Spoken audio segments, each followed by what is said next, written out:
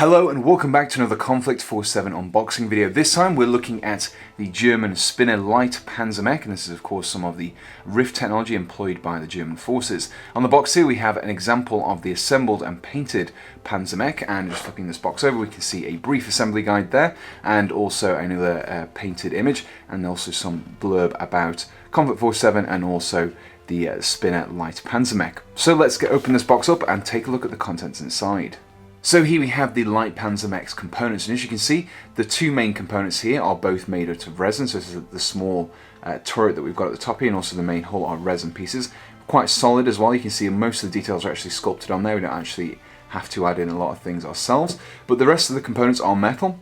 So this includes the four legs that we get here, the light autocannon, and also the light anti-tank gun as well. And also, of course, we've got the pilot here as well.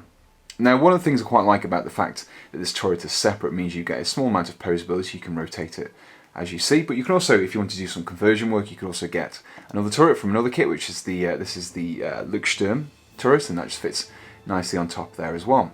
So a few different options there. Now, one of the things I do quite like as well is the casting quality. Now, whilst we do actually have the seam going down the centre, and we also have a few tabs here, these are generally speaking quite easy to remove. The actual casting isn't misaligned, everything is nice and stark.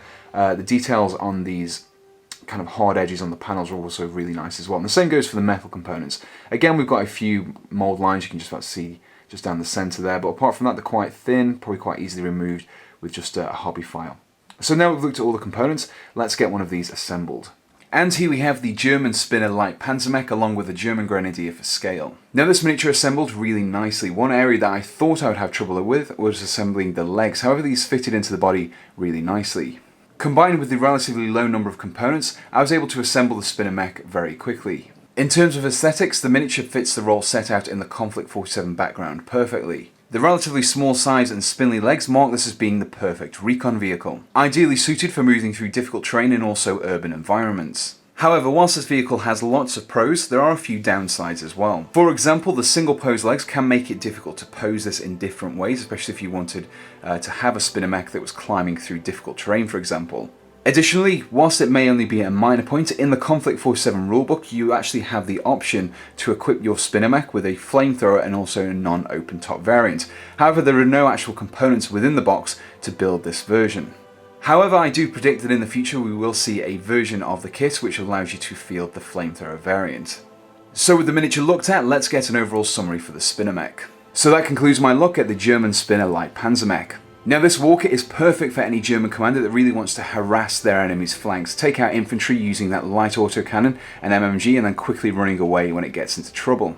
Now whilst this isn't my favourite of the Konflikt 47 walkers, it does have its place in the game. It really does represent the fledgling technology that the Germans were employing here, especially when you compare it to the later vehicles such as the Zeus and the Thor.